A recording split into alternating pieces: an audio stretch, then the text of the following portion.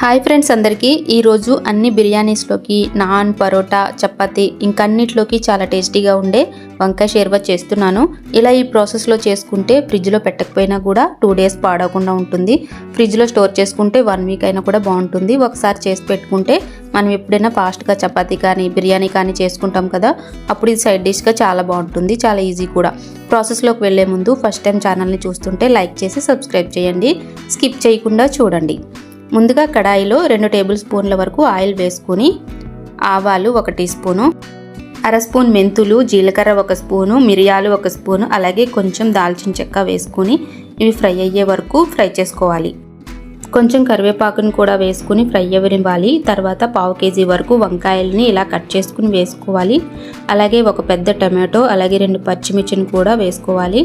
1 tea spoon salt, కొంచెం పసుపును కూడా వేసుకుని ఇవి స్లో ఫ్లేమ్లోనే ఉడికించుకోవాలి.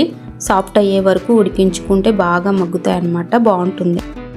ఈ కర్రీ అయిపోయే వరకు మొత్తం స్లో ఫ్లేమ్లోనే ఉడికించుకోవాలండి, కర్రీ బాగుంటుంది. మూత పెట్టి స్లో ఫ్లేమ్లో ఒక 5 minutes ఉడికించుకుంటే వంకాయలు మొత్తం ఫ్రై అయిపోతాయి. చూడండి, ఇలా సాఫ్ట్గా ఫ్రై అయిపోతాయి. ఈ షేర్వాలోకి చింతపండుని చాలా కొంచెం అంటే కొంచెం తీసుకోవాలండి. లెమన్ సైజ్ కన్నా చాలా చిన్నగా తీసుకోవాలి. ఇందులో చిల్లీ పౌడరు 1 స్పూను, అలాగే కొంచెం ధనియాల పొడి 1 స్పూను వేసుకొని బాగా కలుపుకోవాలి. ఈ వంకాయ షేర్వాకి ఇటువంటి వంకాయలు అయితే చాలా బాగుంటాయండి. తొందరగా కుక్ అయిపోతాయి, సాఫ్ట్గా కూడా ఉంటాయి, చాలా బాగుంటుంది కూడా. ఎక్కువ రోజులు కూడా నిల్వ ఉంటుంది. చింతపండు రసాన్ని కూడా కొంచెం తీసుకోండి, అప్పుడు పులుపు లేకుండా బాగుంటుంది. 1 కప్పు వరకు చింతపండు రసాన్ని యాడ్ చేసుకుని బాగా కలుపుకోవాలి.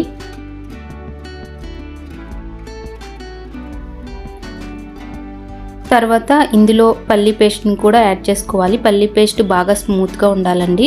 ఇలా ముందుగా ఫ్రై చేసుకుని పెట్టుకున్న పల్లి పేస్ట్ వేసుకోవాలి. కొంచెం అలాగే వాటర్ని కూడా యాడ్ చేసుకుని బాగా కలుపుకోవాలి. ఈ షేర్వాకి కేవలం పల్లి పేస్ట్ ఉంటే సరిపోతుంది, ఇంకేమీ అవసరం లేదు.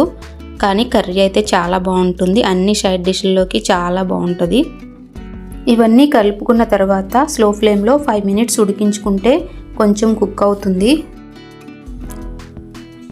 ఇలా ఉడికిన తర్వాత కొంచెం బెల్లం, అలాగే 1 స్పూన్ జీలకర్ర పొడి వేసుకుని కలుపుకోవాలి. బెల్లం వేసుకోవడం వల్ల పులుపుని అడ్జస్ట్ చేస్తుంది, టేస్ట్ బాగుంటుంది. మీకు ఇష్టమైతే వేసుకోండి, కానీ చాలా బాగుంటుంది. బిర్యానీస్లో కానీ పరోటాస్లో కానీ ఇది ఇలా చాలా బాగుంటుంది. ఇలా కలుపుకున్న తర్వాత ఒక 2 minutes స్లో ఫ్లేమ్లో ఉడికించుకుంటే ఆయిల్ మొత్తం పైకి వచ్చేస్తుంది. ఇలా ఆయిల్ అంతా పైకి వచ్చే వరకు కూడా మనం కుక్ చేసుకుంటే కర్రీ బాగుంటుంది, ఎక్కువ రోజులు కూడా నిల్వ ఉండడానికి బాగుంటుంది. ఇలా చాలా తక్కువ ఇంగ్రీడియంట్స్తో మన వంకాయ షేర్వా రెడీ అయిపోతుంది.